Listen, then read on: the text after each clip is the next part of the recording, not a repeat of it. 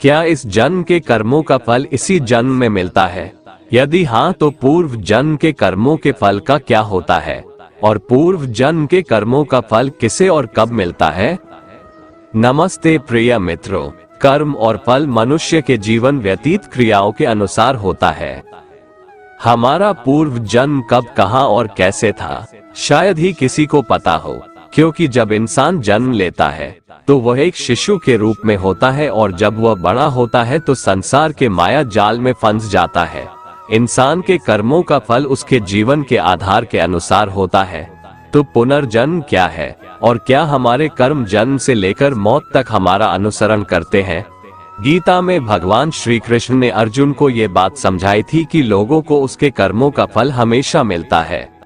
आपने महसूस किया होगा कि बुरे लोग हमेशा बुरे कर्म करते हैं, फिर भी वह जीवन में सुखी और संपन्न रहते हैं, जबकि अच्छे लोग जीवन भर अच्छे कर्म करते हैं, फिर भी उसे अपमान और दर्द ही मिलता है।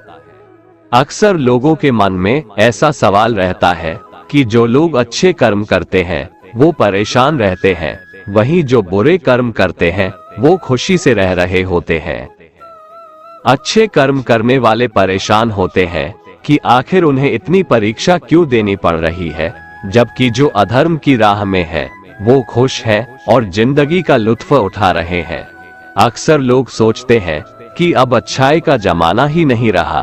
अगर आपके मन में भी ये सवाल आया है तो आज आप इसका जवाब सुन लीजिए।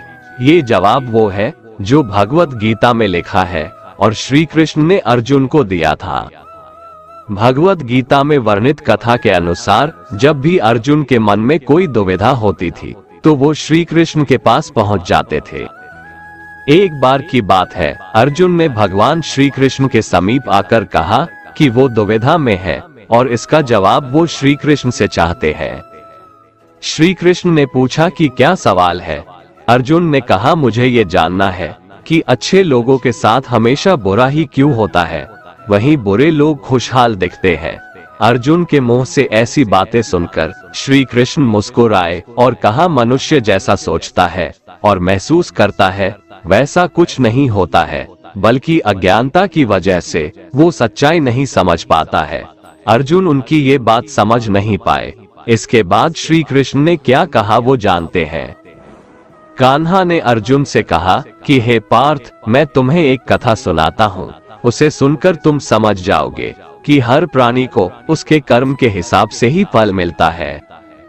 प्रकृति हर किसी को अपनी राह चुनने का मौका देती है। अब वो मनुष्य की इच्छा पर निर्भर करता है कि उसे धर्म की राह चुननी है या अधर्म की।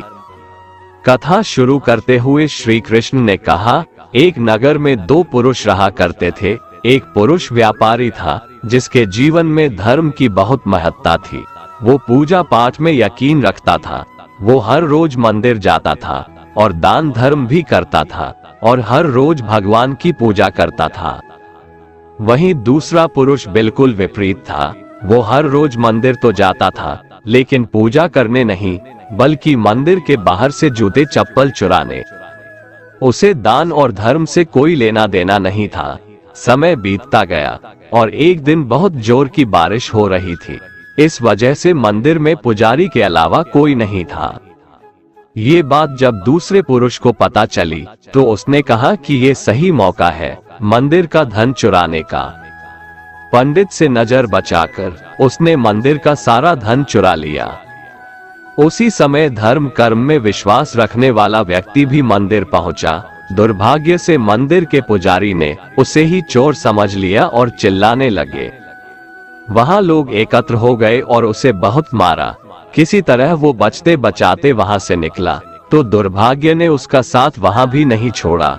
मंदिर के बाहर वो एक गाड़ी से टकरा गया और घायल हो गया। फिर वो व्यापारी लंगड़ाते हुए घर जाने लगा तो रास्ते में उसकी मुलाकात उस पुरुष से हुई जिसने मंदिर से धन चुराया था। उसने कहा, आज तो मेरी किस्मत चमक गई, एक साथ इतना सारा धन मिल गया।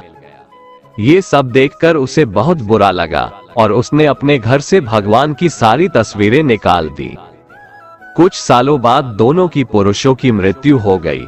मरने के बाद जब दोनों यमराज की सभा में पहुंचे और भले पुरुष ने दूसरे व्यक्ति को देखा तो उसे बहुत गुस्सा आया।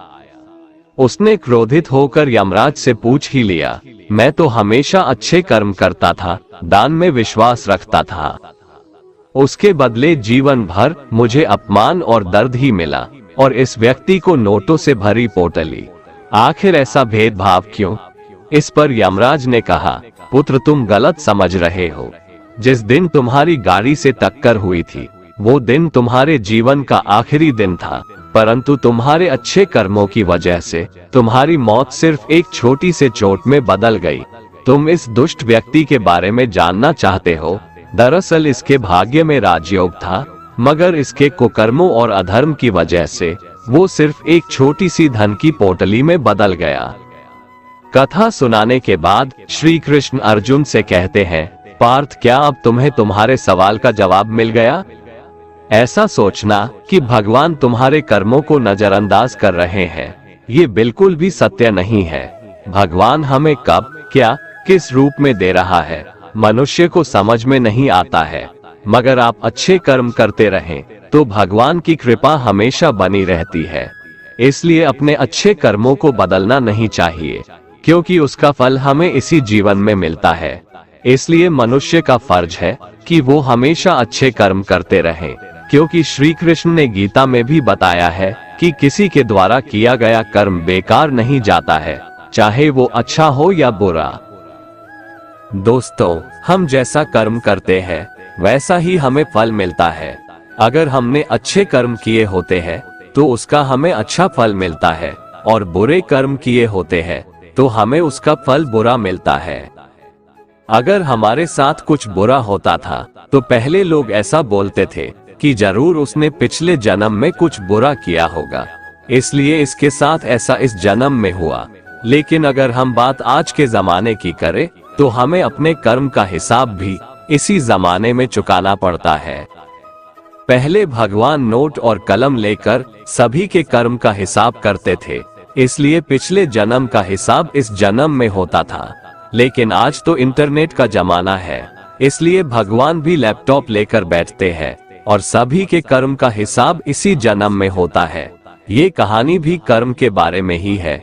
हमारा जैसा कर्म होता है वैसा ही फल हमें मिलता है।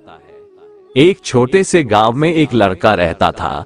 वो लड़का बहुत ज्यादा गरीब परिवार से था। वो अपनी स्कूल की पढ़ाई करता था और स्कूल के बाद लोगों के घर घर जाकर सामान बेचने का काम करता था।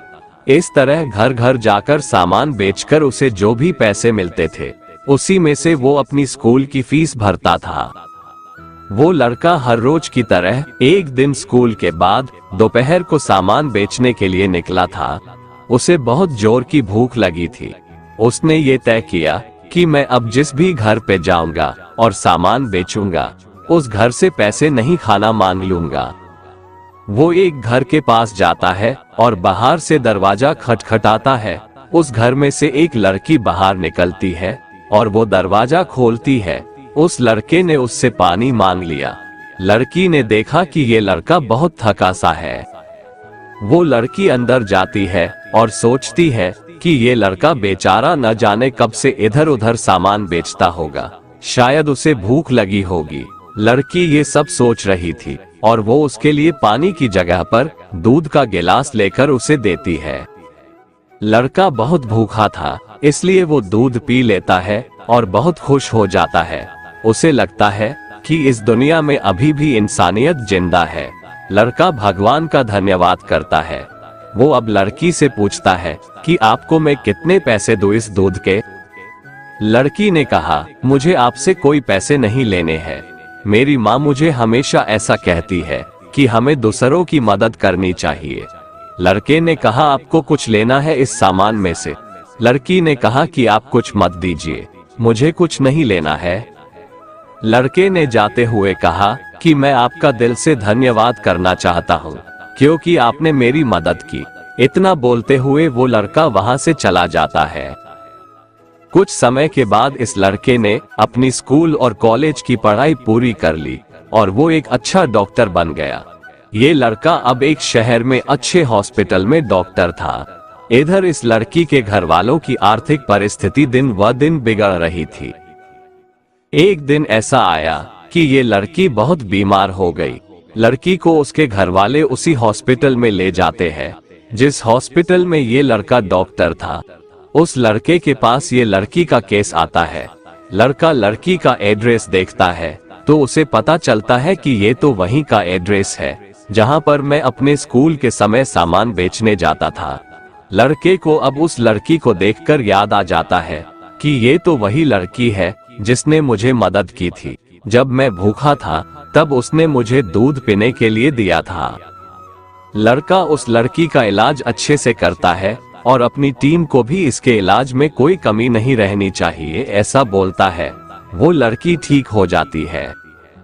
अब बारी थी लड़की की हॉस्पिटल का बिल देने की। वो मन ही मन बोल रही थी कि पता नहीं कितना बिल होगा। वो बहुत चिंतित थी क्योंकि उसके घर वालों की आर्थिक परिस्थिति इतनी अच्छी नहीं थी कि वो लोग ये इलाज का बिल दे पाए। लड़की ने जैसे ही बिल का लिफाफा हाथ में लिया वैसे ही उसने देखा कि उसमें उसका जो भी इलाज हुआ था वो सब लिखा था और साथ में एक छोटी सी पर्ची भी थी। उस पर्ची में लिखा था कि आपने इलाज का बिल बहुत सालों पहले एक गिलास दूध से पे कर दिया है। डॉक्टर तभी वहां पर पहुंच जाते हैं और ये लड़की उनको पहचान लेती है और उनसे कहती है कि आपका बहुत बहुत शुक्रिया। दोस्तों, अगर आप कुछ अच्छा करते हैं तो अच्छाई आपके पास घूमकर जरूर आएगी। हमें अक्सर हमारे कर्म के हिसाब से ही फल मिलते हैं। जैसा हमारा कर्म होता है वैसा ही हमें कर्म का फल मिलता है। श्रीमद् भगवत गीता में योगीराज श्री कृष्ण महाराज ने संदेश दिया है कि अवश्यमेव भोक्तव्यम कर्म कृतम शुभाशुभम, अर्थात व्यक्ति को अपने किए हुए शुभ और अशुभ सभी कर्मों का फल अवश्य ही भोगना पड़ता है। मनुष्य अपने जीवन में जैसे जैसे कर्म करता जाता है वैसे वैसे ही उसके जीवन का निर्माण होता जाता है, परंतु परमात्मा ने मनुष्य को केवल कर्म करने की स्वतंत्रता दी है। कर्म फल की व्यवस्था परमात्मा के अधीन है। आपका जैसा कर्म होगा वैसा ही आपको फल मिलेगा, यह निश्चित है, क्योंकि परमात्मा न्यायकारी है। परमात्मा मनुष्य द्वारा किए जाने वाले प्रत्येक कर्मों को जानने वाला है। परमात्मा के आगे किसी की सिफारिश नहीं चलती। परमात्मा को कोई रिश्वत नहीं दे सकता, इसलिए परमात्मा को पूर्ण न्यायकारी कहा गया है। परमात्मा की अटल न्याय व्यवस्था से कोई भी आज तक न तो बचा है और न ही आगे बचेगा। इसलिए अच्छे कर्म करने वाला व्यक्ति निर्भय होता है और बुरा कर्म करने वाला व्यक्ति हर समय भयभीत होता है। अब सवाल ये है कि कर्मों का फल क्यों भोगना पड़ता है? क्या इसे टाला नहीं जा सकता है? दोस्तों, भगवत गीता के अनुसार कर्म का फल बिल्कुल भी टल नहीं सकता। हम चाहे कितनी भी चालाकियां कर ले, कितने भी होशियार रहें, बेशक पूरी दुनिया की आंखों में धूल झोंक दे, बेशक आप इस बात को जान ना पाए, बेशक हम सभी अपने कर्मों से अनजान बने रहें, सब भूल सकते हैं, दुनिया भुला सकती है, पर कर्मफल निरंतर चुपचाप एक छाया की तरह अदृश्य शांत चित हमारे संग संग चलता रहता है। दोस्तों, कर्मफल कभी टाला नहीं जा सकता है। टालना हमारे बस में है ही नहीं। कई बार हमारे चालान होते हैं, कोई चीज चोरी होती है, दुर्घटनाएं होती रहती है, पैसा डूब जाता है। जिस तरह बुराई का फल बुरा होता है उसी तरह अच्छाई का फल भी अच्छा होता है। ये फल हमें कभी भी कहीं भी किसी भी रूप में भुगतना पड़ेगा ही। सिर्फ और सिर्फ एक कंडीशन पर ये टल सकता है। असल में टलेगा तो नहीं, पर इसका दर्द कम जरूर हो सकता है। वो ये कि अगर हम अपनी गलतियों को कबूल कर ले और परमात्मा की शरण में जाए, आत्मसमर्पण करें और अच्छे कर्म करने शुरू कर दे, तब ही हम अपने गलत कर्मों से होने वाली पीड़ा से बच सकते हैं, बशर्ते ईश्वर हमें माफ कर दे। हमारे इस जन्म में किए गए प्रबल कर्म का फल हमें इसी जन्म में मिल जाता है। शेष छुट-पुट व प्रत्यक्ष परोक्ष भले बुरे कर्म हमारे कर्मों के संचित कोश में जमा होते रहते हैं, जो प्रारब्ध कर्म के फल रूप में हमारी जीवात्मा को विभिन्न 84 लाख योनियों में ले जाते हैं। यही 84 का चक्कर कहा जाता है। कुल मिलाकर कहा जा सकता है कि कर्म का फल जन्मों जन्मों तक हमारा साथ नहीं छोड़ता है। इसीलिए कर्म के सिद्धांत के अनुसार अपने जीवन को ढाल लीजिए और अपने कर्मों पर कड़ी नजर रखिए और ध्यान रखिए, कर्म, वाचा, मनसा, कर्मणा इन तीनों मार्गों से संपन्न होते हैं। इसका तात्पर्य ये हुआ कि किसी को मिथ्या या कटु वचन नहीं बोलना है, किसी के विषय में बुरा नहीं सोचना है, किसी का प्रत्यक्ष या परोक्ष बुरा नहीं करना है। यदि आपने ये तीनों नियम साध लिए तो ये सुनिश्चित है कि आप उत्तरोत्तर विकसित होते जाएंगे व जन्म दर जन्म कुलीन परिवार और उत्तम परिस्थितियों में जीवन जिएंगे। आपके जीवात्मा का निम्न योनियों में गिरना रुक जाएगा, बशर्ते कि आप अपने अहंकार के चलते किसी जन्म में पुनः उपरोक्त नियमों का उल्लंघन न कर बैठे। इस खतरे से बचने का एकमात्र उपाय यही है कि आप अकर्म की साधना में अपनी जीवन ऊर्जा खपाएं। अकर्म की साधना का तात्पर्य है ध्यान साधना द्वारा अपनी चेतना को अपने मन के परे स्थापित करते हुए अहंकार रहित जिए तथा हर कर्म को निष्काम भाव से अंजाम दें। इसे आप यूं भी समझ सकते हैं, मन के माध्यम से किए गए कर्म के साथ कर्म का फल ठीक उसी तरह से है जैसे आपके साथ आपकी परछाई। इस प्रकार उन कर्म फलों से बचा नहीं जा सकता, किंतु जैसे प्रकाश के ठीक नीचे खड़े होने पर हमारी परछाई नहीं बनती है, ठीक वैसे ही मन से परे रहते हुए आत्मा के प्रकाश में किए गए कर्म अपना फल देने के योग्य नहीं रह जाते हैं। महाभारत के युद्ध के पश्चात श्री कृष्ण भीष्म पितामह से मिलने पहुँचे तो भीष्म ने कृष्ण से पूछा कि हे केशव, मुझे इतना दर्द क्यों हो रहा है। तब श्री कृष्ण ने बताया कि पितामह, आप पिछले जन्म में राजा थे, आप कहीं जा रहे थे और रास्ते में एक सांप पड़ा था। आपने उसे मरा समझकर अपने तीर से उठाकर फेंक दिया और वो सांप नुकीली झाड़ियों में जा गिरा। उसके कांटे सांप के शरीर में बुरी तरह चुभ रहा था। सांप ने आपको खूब बद्दुआ दी थी, उसी का फल आपको मिल रहा है। जो कांटों का दर्द उसे हो रहा था, वही दर्द आपको तीरों की सैया के नुकीले बाण से हो रहा है। दोस्तों, इस प्रसंग से भी यह सिद्ध होता है कि पूर्व जन्म के कर्म का फल भोगना ही पड़ता है। दोस्तों, अब सवाल ये उठता है कि क्या इन कर्मों से छुटकारा पाने का भी कुछ उपाय है क्या? इसके लिए भगवान श्री कृष्ण ने गीता के 4 अध्याय में जो बताया है उसे सुनते हैं। श्री भगवान कहते हैं कि जो मनुष्य कर्म तो करता है लेकिन उस कर्म में अकर्म को देखता है, अर्थात ये नहीं सोचता है कि मैं ही करता हूँ, वह खुद को एक माध्यम समझता है, वह फल की इच्छा नहीं रखता, वह जानता है कि संपूर्ण कर्म परमात्मा द्वारा हो रहा है, ऐसे मनुष्य को कर्म नहीं बांधता है। जो पुरुष समस्त कर्मों में और उनके फल में आसक्ति का सर्वथा त्याग करके संसार के आश्रय से रहित हो गया है और परमात्मा में नित्य तृप्त है, उसके लिए भगवान की भक्ति के अलावा और कोई कर्म नहीं रह जाता है। अर्थात वह कर्म करते हुए भी वास्तव में कुछ भी नहीं करता। जिसने अपने मन और इंद्रियों को जीत लिया है और जिसने समस्त भोगों की सामग्री का परित्याग कर दिया है, ऐसा आशा रहित पुरुष केवल शरीर संबंधी कर्म करता हुआ भी पापों को नहीं प्राप्त होता है। जिसको बिना मांगे जो मिले उसी में संतुष्ट रहता है, जो न किसी से ईर्ष्या करता है और न द्वेष, जो सुख दुख को एक समान भाव से देखता है, ऐसा मनुष्य कर्म योगी कहलाता है। जिसकी आसक्ति सर्वथा नष्ट हो गई है, जो अपने देह पर अभिमान नहीं करता और जो ममता से रहित हो गया है, जिसका चित्त निरंतर परमात्मा के ज्ञान में स्थित रहता है, वैसा कर्मयोगी अपना कर्म यज्ञ की तरह करता है और मोक्ष को प्राप्त होता है।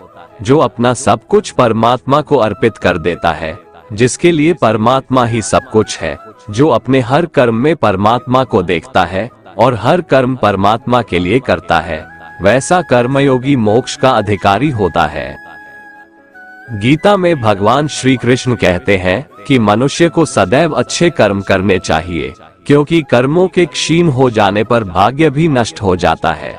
जिस मनुष्य का अपने कर्मों पर अटूट विश्वास होता है और जो मनुष्य अपने कर्मों पर सदा अडिग रहता है, वही मनुष्य जीवन में सफल होता है। श्री कृष्ण कहते हैं कि हर व्यक्ति को बिना कुछ सोचे समझे सिर्फ कर्म के मार्ग पर चलते रहना चाहिए। जो मनुष्य कर्म किए बिना सिर्फ फल की चिंता करता है, उसे जीवन में सिर्फ असफलता ही प्राप्त होती है। श्री कृष्ण के अनुसार परिस्थितियां चाहे कितनी भी खराब हो, वो हमेशा एक जैसी नहीं रहती है, वो बदलती जरूर है। इसलिए मनुष्य को बहुत धैर्य और हिम्मत से काम लेना चाहिए। श्री कृष्ण कहते हैं कि ईश्वर कभी भी किसी व्यक्ति के साथ नाइंसाफी नहीं करता, वो उसको केवल वही देता है जिसके वह लायक है। भगवान कहते हैं, कर्म करो लेकिन फल की इच्छा मत रखो। इस संसार में कोई भी मनुष्य किसी भी काल में क्षण मात्र भी बिना कर्म किए नहीं रहता, क्योंकि सारा मनुष्य समुदाय कर्म करने के लिए ही पैदा हुआ है। बिना कर्म किए कोई रह नहीं सकता है। जो मनुष्य समस्त इंद्रियों को वश में करके आसक्ति रहित कर्म करता है, वही श्रेष्ठ है, अर्थात वही कर्मयोगी है। कर्म का मार्ग दिखाते हुए श्री कृष्ण कहते हैं कि कर्म न करने की अपेक्षा कर्म करना ज्यादा श्रेष्ठ है, तथा कर्म न करने से मनुष्य का शरीर निर्वाह भी नहीं सिद्ध होता है।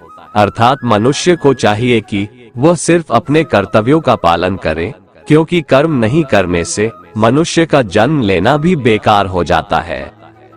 भगवान कहते हैं, तू यज्ञ समझकर अपना कर्म कर। जिस प्रकार यज्ञ समाज और प्रजा की भलाई के लिए किया जाता है, उसी तरह तू अपने कर्मों को यज्ञ समझकर, अर्थात अपना कर्तव्य समझकर कर्म कर। जो पुरुष इस परंपरा से नहीं चलता, प्रकृति के नियमों का पालन नहीं करता, अर्थात अपने कर्तव्य का पालन नहीं करता, वो इंद्रियों के द्वारा भोगों को भोगने वाला पापी पुरुष व्यर्थ ही जीता है। परंतु जो मनुष्य आत्मा में ही रमण करने वाला और आत्मा में ही तृप्त तथा आत्मा में ही संतुष्ट हो, उसके लिए कोई कर्तव्य नहीं है। आत्मा का मतलब यहाँ सबसे बड़ा सच है, और जो सत्य को समझता है, सत्य में ही खुश होकर सत्य में ही रहता है, उसके लिए कोई कर्तव्य नहीं है। लेकिन ऐसा कोई लाखों करोड़ों में एक होता है।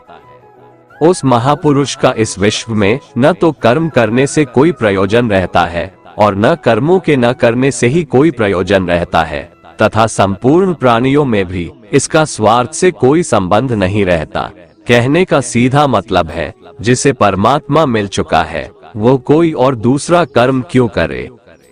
श्री कृष्ण कहते हैं, अगर तुमने कोई रिश्ता खोया है या किसी रिश्ते से निराश हो, तो वह रिश्ता मुझसे बना लो, मैं कभी भी तुम्हें छोड़कर नहीं जाऊंगा।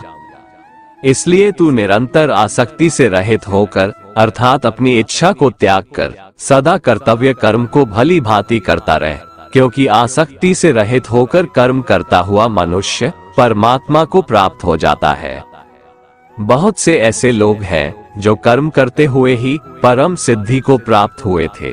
जनक आदि ज्ञानी जन भी आसक्ति रहित कर्म द्वारा ही परम सिद्धि को प्राप्त हुए थे। इसलिए कर्म करना ही उचित है। श्रीमद् भगवद गीता में श्री कृष्ण कहते हैं कि जीवन में कुछ भी स्थायी नहीं है, इसलिए स्वयं को अधिक तनावग्रस्त न करें।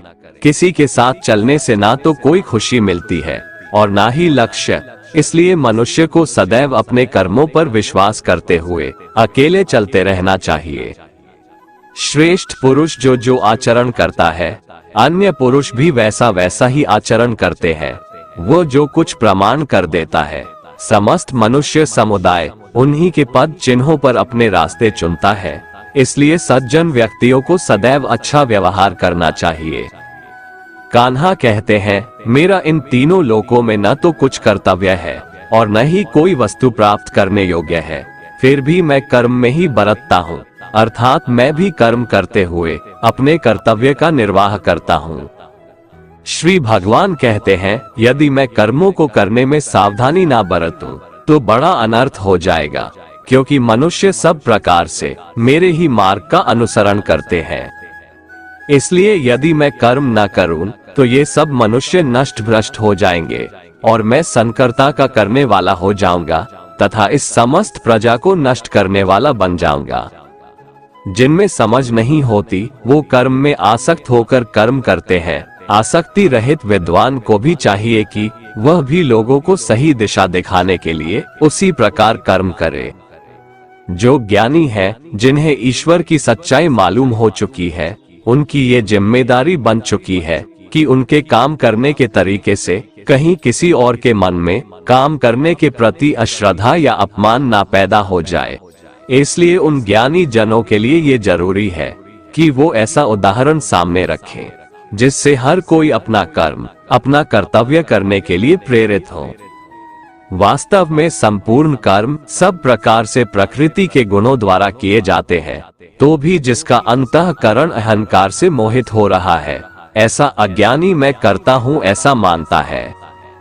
तामसिक गुण वाले व्यक्ति आलस्य या नींद इसी प्रकार के कर्म करते हैं।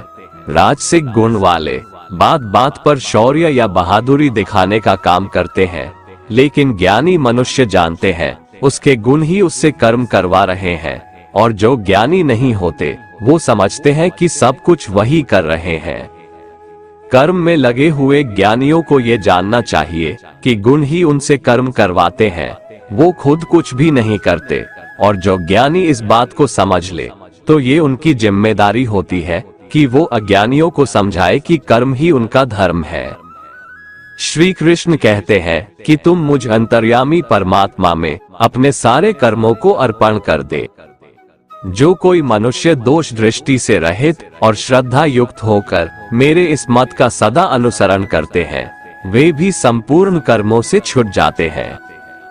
परंतु जो मनुष्य मुझ में दोषारोपण करते हुए मेरे इस मत के अनुसार नहीं चलते हैं, उन मूर्खों को तू संपूर्ण ज्ञानों में मोहित और नष्ट हुआ ही समझ।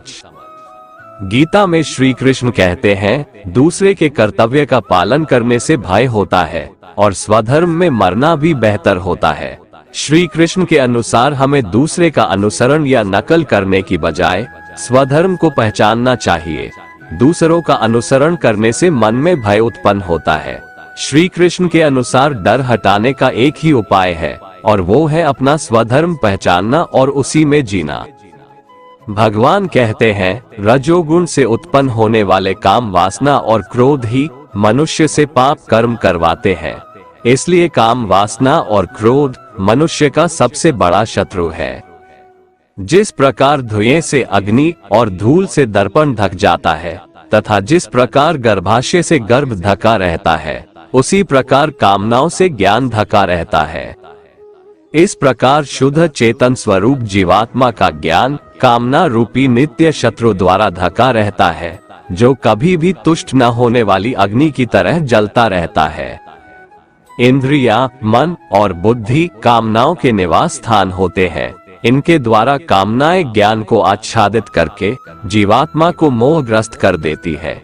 इसलिए मनुष्य को चाहिए कि प्रारंभ में ही इंद्रियों को वश में करके और आत्मज्ञान और आत्म साक्षात्कार में बाधा उत्पन्न करने वाली इन महान पापी कामनाओं का ही बलपूर्वक खात्मा कर दे और कर्म योग के द्वारा परमात्मा की भक्ति करके समस्त कर्मों से छुटकारा प्राप्त कर ले। श्रीमद् भगवत गीता में अर्जुन श्री कृष्ण से पूछते हैं कि हे प्रभु, मनुष्य न चाहते हुए भी किसकी प्रेरणा से या फिर किसके दबाव से पाप कर्म करने के लिए प्रेरित होता है? क्यों मनुष्य धर्म के रास्ते पर नहीं चल पाता है? क्यों वह अधर्म के रास्ते पर अग्रसर हो जाता है? श्री भगवान ने कहा, हे अर्जुन, रजोगुण से उत्पन्न होने वाले काम वासना और क्रोध ही इसका कारण है, और यही सबसे बड़ा पापी है। तू इन्हें ही इस संसार में अग्नि के समान कभी न तृप्त होने वाले महान शत्रु समझ। दोस्तों, श्री कृष्ण बताते हैं कि आखिर मनुष्य पाप किस कारण से करता है। कारण है रजोगुण। इसी की वजह से काम, क्रोध या राग द्वेष जैसे भाव पैदा होते हैं, जो कि पाप की वजह होते हैं। इन्हीं द्वेषों को श्री कृष्ण शत्रु बताते हैं। इन भावों के मन में आते ही आपको समझ जाना चाहिए कि आप पर शत्रु हावी हो रहा है और आपको उसे रोकने की जरूरत है। जिस प्रकार धुएं से अग्नि और धूल से दर्पण ढक जाता है तथा जिस प्रकार गर्भाशय से गर्भ ढका रहता है, उसी प्रकार कामनाओं से ज्ञान ढका रहता है। और जब ज्ञान ढक जाता है तब हमारे अंदर काम, क्रोध, राग, द्वेष जैसे भाव उत्पन्न होते हैं और हमसे पाप कर्म करवाने के लिए उत्साहित करते हैं। इसलिए श्री कृष्ण इन्हें शत्रु बताते हैं। हे कुंती पुत्र, इस प्रकार ज्ञानी पुरुष का ज्ञान भी अतृप्त कामना रूपी नित्य शत्रु से ढका रहता है, जो कभी भी संतुष्ट न होने वाली अग्नि की तरह जलता रहता है। काम, क्रोध, मद, लोभ और मोह को नियंत्रण में रखना ही इस आग को बुझाने का एक तरीका है। इंद्रियां, मन और बुद्धि को कामना की प्रजनन भूमि कहा जाता है, जिनके द्वारा यह मनुष्य के ज्ञान को आच्छादित कर लेती है और जीवात्मा को मोहग्रस्त कर देती है।